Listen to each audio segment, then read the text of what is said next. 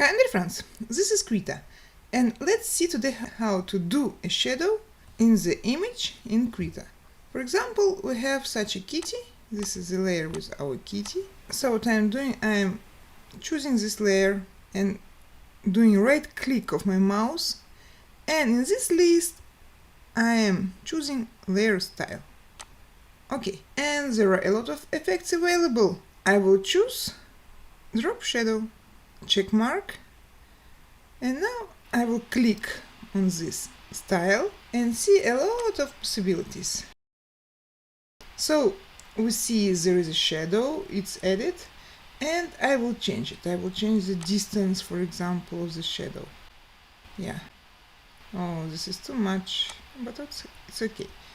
Opacity. Maybe like that. You have to choose whatever you want. The angle. Right now it's 120, let it be like this. Okay, and so on. So you can change sliders position and find the best for you. Okay, that's it. After you're done, just don't forget to click OK. Thank you. Bye.